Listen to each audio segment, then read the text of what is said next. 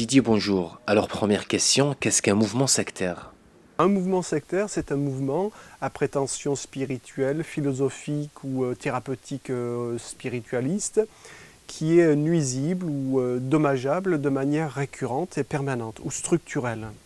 Alors comment se protéger de ces sectes, de ces mouvements? Alors pour se protéger, la meilleure chose, c'est d'avoir toujours un petit peu de réflexion, de retenue envers les gens les plus sympas ou envers ou qui auraient des solutions extraordinaires que les autres, que la majorité des autres chercheurs dans le monde n'auraient pas trouvé.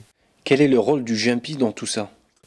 Le rôle du Jumpy, c'est de faire marcher la boîte à idées quand même, c'est-à-dire de montrer par comparaison ce qui a déjà été fait et de souligner que finalement, malgré toutes ces annonces qui sont très bien argumentées, attendez, on va faire parler des scientifiques marginaux ça et là dans le monde pour dire, regardez, on a des indices, des preuves, etc., qui attestent que la prophétie de la Bible, la prophétie des Indiens, la prophétie des Mayas, etc. se vérifient. Finalement, on montre qu'il y a eu des précédents tout aussi bien étayés et qui ont abouti à flop.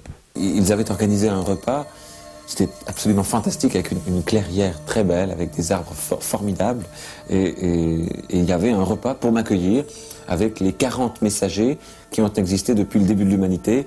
Et parmi ces 40 messagers, il y avait Jésus, Moïse, Bouddha, Élie, Ézéchiel, enfin tout un tas tous les grands prophètes qu'il y a eu sur Terre. C'est quoi le plus dur dans votre travail?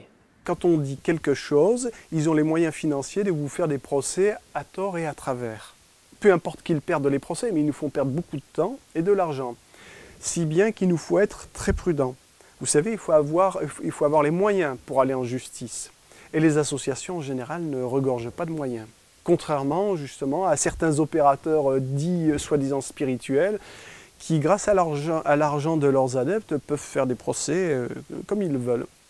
L'homme lui-même qui est important, c'est le message qui est amené, qui est le message le plus important sur la Terre actuellement.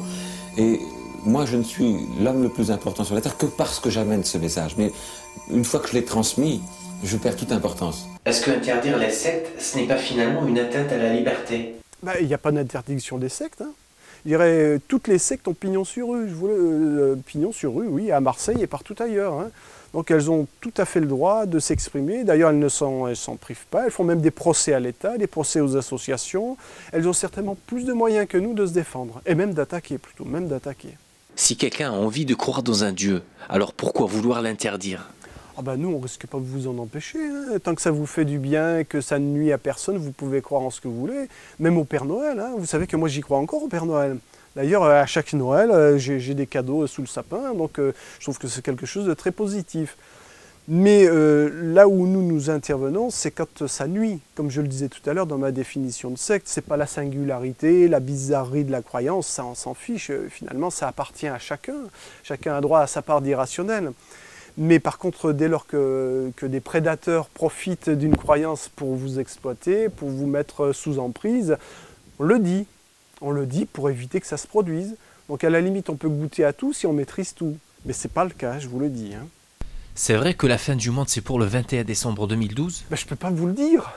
Justement, ceux qui seront, entre guillemets, normaux vous diront, on n'en sait rien. Ça veut dire quoi? Il faut toujours être prudent. Prudent vis-à-vis de sa vie matérielle et éventuellement de sa vie spirituelle si on y croit. Mais par contre, pour ceux qui sont sûrs d'eux, les dogmatiques et de tout poil, voilà, je pense que ça c'est le signe le plus important. C'est le groupe ou le type qui vient avec des dogmes. Il est sûr de lui, il sait. Alors s'il sait des trucs comme ça, dites-vous bien que c'est un rigolo. Voilà, je pense que c'est l'indice le plus clair, le plus simple à définir. Que ce soit en matière thérapeutique, alors que tout le monde, les scientifiques, tout le monde échoue ou patine dans la semoule, ou ont des difficultés à résoudre des problèmes, qu'ils soient économiques, sociaux, physiques, de santé, etc., la fin du monde, spirituels, moraux. Tout le monde a des difficultés, rien n'est facile. Mais dès lors que vous voyez rappliquer quelqu'un qui a des solutions toutes faites, toutes faciles sur n'importe quel sujet, dites-vous bien que son dogmatisme n'est que du vent. Alors je pense que c'est le premier critère peut-être avant tous les autres.